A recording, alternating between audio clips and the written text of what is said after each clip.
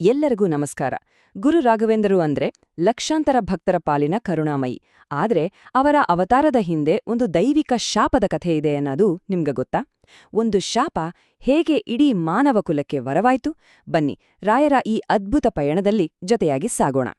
ಸರಿ, ಹಾಗಾದ್ರೆ ನಮ್ಮೆಲ್ಲರ ಮನಸ್ಸಲ್ಲಿ ಮೊದಲು ಬರೋ ಪ್ರಶ್ನೆ ಅಂದ್ರೆ, ಯಾರು ಈ ರಾಯರು? ಭೂಮಿ ಮೇಲೆ ಅವರ ಅವತಾರ ಯಾಕೆ ಬೇಕಾಯಿತು? ಈ ಪ್ರಶ್ನೆಗಳಿಗೆ ಉತ್ತರ ಹುಡುಕ್ತಾ ಹೋದ್ರೆ ನಾವು ಒಂದು ಅದ್ಭುತ ದೈಹಿಕ ಲೀಲೆಯೊಳಗೆ ಹೋಗ್ತೀವಿ. ನೋಡಿ, ಗುರು ರಾಘವೇಂದ್ರರು ಅಂದ್ರೆ ಕೇವಲ ಇತಿಹಾಸದ ಪುಟಗಳಲ್ಲಿರೋ ಒಬ್ಬ ಸಂತ ಅಲ್ಲ. ಭಕ್ತರ ನಂಬಿಕೆ ಪ್ರಕಾರ ಅವರು ಇವತ್ತಿಗೂ ಮಂತ್ರಾಲಯದ ಆ ಪವಿತ್ರ ಬೃಂದಾವನದಲ್ಲಿ ಜೀವಂತ ಚೈತನ್ಯವಾಗಿ ನೆಲೆಸಿದ್ದಾರೆ ಅಂತಾರೆ. ಅಲ್ಲಿಂದಲೇ ತಮ್ಮನ್ನ ನಂಬಿದವರನ್ನ ಕಾಪಾಡ್ತಿದ್ದಾರೆ ಅಂತಾರೆ. ರಾಯರು ಅಂತ ಕರಿತೀವಲ್ಲ, ಆ ಹೆಸರಲ್ಲೇ ಒಂದು ಗಾಂಭೀರ್ಯ ಇದೆ ಅಲ್ವಾ? ರಾಯ ಅಂದ್ರೆ ರಾಜ, ಅಂದ್ರೆ ತನ್ನ ಪ್ರಜೆಗಳನ್ನ ಮಕ್ಕಳ ಹಾಗೆ ಕಾಪಾಡೋನು. ರಾಘವೇಂದ್ರ ಅಂದ್ರೆ ರಘುವಂಶದ ಇಂದ್ರ, ಅಂದ್ರೆ ಸಾಕ್ಷಾತ್ ಶ್ರೀರಾಮನೇ. ಸೊ ಅವರು ನಮ್ಮನ್ನ ಕಾಯೋ ರಾಜನೂ ಹೌದು, ರಾಮನ ಪರಮ ಭಕ್ತನೂ ಹೌದು. ಮಂತ್ರಾಲಯದ ಬೃಂದಾವನ ಅಂದ್ರೆ ಅದೊಂದು ಬರೀ ಸಮಾಧಿಯಲ್ಲ, ಅದೊಂದು ಮಹಾನ್ ಶಕ್ತಿಯ ಕೇಂದ್ರ. ಯಾಕಂದ್ರೆ ಯತಿಗಳ ದೇಹವನ್ನ ಅಗ್ನಿಸ್ಪರ್ಶ ಮಾಡೋದಿಲ್ಲ, ಅವರ ಚೈತನ್ಯ ದೇಹದ ಮೇಲ್ಭಾಗದಲ್ಲಿರೋ ಬ್ರಹ್ಮರಂಧ್ರದ ಮೂಲಕ ಹೊರಗೆ ಹೋಗುತ್ತೆ. ಅದಕ್ಕೆ ಅದನ್ನ ಬೃಂದಾವನ ಅಂತ ಕರೆಯೋದು.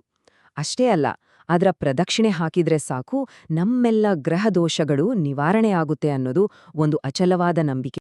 ಒಂದು ವಿಷಯ ಯೋಚನೆ ಮಾಡಿ, ಶಾಸ್ತ್ರಗಳ ಪ್ರಕಾರ ಒಂದೇ ಒಂದು ಸಾಲಿಗ್ರಾಮ ಮನೆಯಲ್ಲಿದ್ರೆ ಅಲ್ಲಿ ಸಕಲ ದೇವತೆಗಳೂ ಇರ್ತಾರೆ ಅಂತಾರೆ. ಹಾಗಾದ್ರೆ ರಾಯರ ಬೃಂದಾವನದಲ್ಲಿರೋದು ಬರೋಬ್ಬರಿ 1200 ಲಕ್ಷ್ಮೀನಾರಾಯಣ ಸಾಲಿಗ್ರಾಮಗಳು.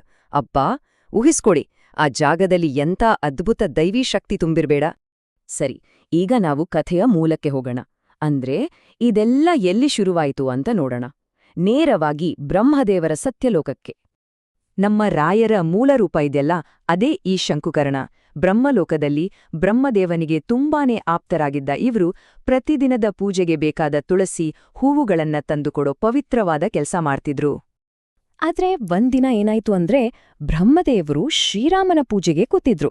ಅದೇ ಟೈಮಲ್ಲಿ ವಾಗ್ದೇವಿ ಸರಸ್ವತಿ ತನ್ನ ವೀಣೆಯಲ್ಲಿ ತುಂಬಾ ಸುಂದರವಾದ ಕಲ್ಯಾಣಿ ರಾಗವನ್ನ ನುಡಿಸ್ತಾ ಇದ್ಲು. ಆ ದಿವ್ಯ ಸಂಗೀತ ಕೇಳಿ ಶಂಕುಕರ್ಣ ತನ್ನನ್ನೇ ತಾನು ಮರ್ತ್ಬಿಟ್ಟ. ಅಷ್ಟ್ರ ಮಟ್ಟಿಗೆ ಮೈಮರೆತ ಅಂದ್ರೆ ಪೂಜೆಗೆ ಹೂ ತರಬೇಕು ಅನ್ನೋ ತನ್ನ ಮುಖ್ಯ ಕೆಲ್ಸವನ್ನೇ ಮರೆತುಬಿಟ್ಟ. ಪೂಜೆಗೆ ಹೂವುಗಳೇ ಇಲ್ಲ. ಇದನ್ನ ನೋಡಿ ಬ್ರಹ್ಮದೇವರಿಗೆ ಸಿಕ್ಕಾಪಟ್ಟೆ ಕೋಪ ಬಂತು. ಕರ್ತವ್ಯ ಮರೆತ ಶಂಕುಕರ್ಣನಿಗೆ ದೇವಲೋಕದಲ್ಲಿದ್ದು ಅಸುರನ ಹಾಗೆ ನಡೆದುಕೊಂಡೆಯಾ, ಹೋಗು, ಭೂಮಿಯಲ್ಲಿ ಅಸುರಯೋನಿಯಲ್ಲೇ ಹುಟ್ಟು ಅಂತ ಶಾಪ ಕೊಟ್ಬಿಡ್ತಾರೆ. ಆದ್ರೆ ಕೇಳಿ, ಆ ಶಾಪದ ಹಿಂದೆ ಒಂದು ದೊಡ್ಡ ಉದ್ದೇಶ ಇತ್ತು.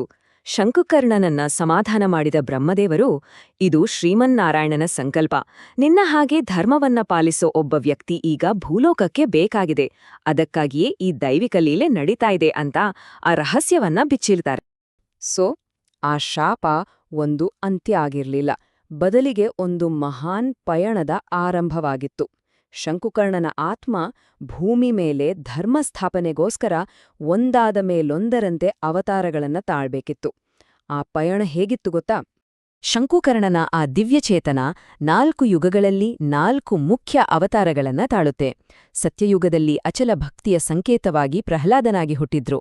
ದ್ವಾಪರಯುಗದಲ್ಲಿ ಧರ್ಮಯುದ್ಧದಲ್ಲಿ ಭಾಗಿಯಾದ ಬಾಹ್ಲಿಕ ರಾಜನಾದ್ರು. ಕಲಿಯುಗದಲ್ಲಿ ಮೊದಲು ವ್ಯಾಸರಾಜರಾಗಿ, ಆನಂತರ ನಮ್ಮೆಲ್ಲರ ಪ್ರೀತಿಯ ಗುರು ರಾಘವೇಂದ್ರರಾಗಿ ಅವತರಿಸಿದ್ರು. ಪ್ರತಿಯೊಂದು ಅವತಾರಕ್ಕೂ ಒಂದು ದೊಡ್ಡ ಉದ್ದೇಶ ಇತ್ತು. ಪ್ರಹ್ಲಾದನಾಗಿ ಎಂಥ ಕಷ್ಟ ಬಂದ್ರೂ ಭಕ್ತಿ ಬಿಡಬಾರ್ದು ಅಂತ ಜಗತ್ತಿಗೆ ತೋರಿಸ್ಕೊಟ್ರು.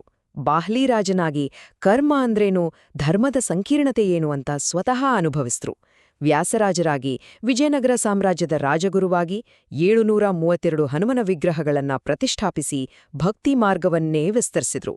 ಕೊನೆಗೆ ಈ ಎಲ್ಲಾ ಅನುಭವಗಳ ಸಾರವಾಗಿ ಗುರು ರಾಘವೇಂದ್ರರಾಗಿ ಜಗದ್ಗುರುಗಳ. ಸರಿ, ಈಗ ಅವರ ಕೊನೆಯ ಮತ್ತು ಎಲ್ಲರಿಗೂ ಗೊತ್ತಿರೋ ಅವತಾರ ಶ್ರೀ ಗುರು ರಾಘವೇಂದ್ರರ ಮಹಿಮೆ ಬಗ್ಗೆ ನೋಡೋಣ. ಗುರು ರಾಘವೇಂದ್ರರ ಬದುಕು ಅಂದ್ರೇನೆ ಕೃಷ್ಣಮಯ. ಅವರ ಧ್ಯಾನಕ್ಕೆ ಎಂಥ ಶಕ್ತಿ ಇತ್ತು ಅಂದ್ರೆ, ಅವರು ಕಣ್ಣು ಮುಚ್ಚಿ ಕೂತ್ರೆ ಸಾಕು, ಸಾಕ್ಷಾತ್ ಶ್ರೀಕೃಷ್ಣನೇ ಅವರ ಹೃದಯದಲ್ಲಿ ಬಂದು ಕಾಣಿಸ್ಕೊಳ್ತಿದ್ದಾನಂತೆ. ಅವರ ಪ್ರತಿಯೊಂದು ಉಸಿರು ಕೂಡ ಕೃಷ್ಣ ಕೃಷ್ಣ ಅಂತಾನೇ ಇತ್ತು. ಆದ್ರೆ ಅಚಾನಕ್ಕಾಗಿ ಒಂದು ದಿನ ಎಷ್ಟೇ ಧ್ಯಾನ ಮಾಡಿದ್ರೂ ರಾಯರಿಗೆ ಕೃಷ್ಣ ಕಾಣಿಸ್ಲೇ ಇಲ್ಲ. ತನ್ನ ಪ್ರೀತಿಯ ದೇವರನ್ನ ನೋಡದೆ ಅವರ ಹೃದಯ ಒಡೆದೋದ ಹಾಗೆ ಆಯಿತು. ಆ ಕ್ಷಣದ ನೋವು ಅವರಿಗೆ ಸಹಿಸಲಾಗಲಿಲ್ಲ. ತನ್ನ ನೋವನ್ನೆಲ್ಲ ತೋಡಿಕೊಂಡು ರಾಯರು ಪ್ರಾರ್ಥನೆ ಮಾಡುತ್ತಾ ಇದ್ದಾಗ ಒಂದು ಅದ್ಭುತವೇ ನಡೆದೋಯ್ತು. ಪುಟ್ಟ ಬಾಲಕೃಷ್ಣ ತನ್ನ ಚಿಕ್ಕ ಚಿಕ್ಕ ಗೆಜ್ಜೆ ಹೆಜ್ಜೆಗಳನ್ನ ಇಡ್ತಾ ನಡುಕೊಂಡು ಬಂದು ರಾಯರ ಮುಂದೆ ನಿಂತುಕೊಂಡ. ಆಗ ಕೃಷ್ಣರಾಯರಿಗೆ ಒಂದು ಮಾತು ಕೊಡ್ತಾನೆ. ಭಯಪಡಬೇಡ, ನಾನು ಯಾವತ್ತೂ ನಿನ್ನ ಹೃದಯದಲ್ಲೇ ಇರ್ತೀನಿ ಅಂತ ಅಭಯ ನೀಡ್ತಾನೆ. ಇದೇ ಕಾರಣಕ್ಕೆ ನಾವು ನೋಡೋ ಎಷ್ಟೋ ಚಿತ್ರಗಳಲ್ಲಿ ರಾಯರು ಕೃಷ್ಣನನ್ನ ಅಪ್ಪಿಕೊಂಡ ಹಾಗೆ ಇರೋದು. ಆ ಕ್ಷಣ ಇದೆಯಲ್ಲ, ಅದೊಂದು ದೈವಿಕ ಮಿಲನ. ಇಲ್ಲಿ ನೋಡಿ, ಈ ಕಥೆ ಹೇಗೆ ಒಂದು ವೃತ್ತವನ್ನ ಪೂರ್ಣಗೊಳಿಸುತ್ತೆ ಅಂತ. ಆ ಪರಮಾನಂದದ ಕ್ಷಣದಲ್ಲಿ ರಾಯರು ತಮ್ಮ ವೀಣೆಯಲ್ಲಿ ನುಡಿಸಿದ್ದು ಅದೇ ಕಲ್ಯಾಣಿ ರಾಗವನ್ನ.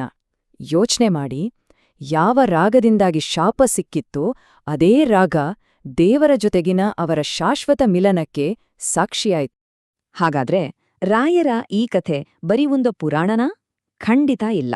ಒಂದು ದೈವಿಕ ಶಾಪ ಇಡೀ ಮಾನವಕುಲದ ಉದ್ಧಾರಕ್ಕೆ ಹೇಗೆ ಕಾರಣವಾಯಿತು ಅನ್ನೋದಕ್ಕೆ ಇದೊಂದು ದೊಡ್ಡ ಉದಾಹರಣೆ. ಬಹುಶಃ ನಮ್ಮ ಜೀವನದಲ್ಲಿ ಬರೋ ಕಷ್ಟಗಳು, ಅನಿರೀಕ್ಷಿತ ತಿರುವುಗಳು ಕೂಡ ಯಾವುದೋ ಒಂದು ದೊಡ್ಡ ದೈವಿಕ ಯೋಜನೆಯ ಭಾಗವಾಗಿರಬಹುದೇನೋ ಅಲ್ವಾ? ಈ ಕಥೆ ನಮ್ಮೆಲ್ರಿಗೂ ನಮ್ಮ ಜೀವನದ ಉದ್ದೇಶದ ಬಗ್ಗೆ ಯೋಚಿಸೋಕೆ ಒಂದು ಪ್ರೇರಣೆಯಾಗಲಿ. ನಮಸ್ಕಾರ.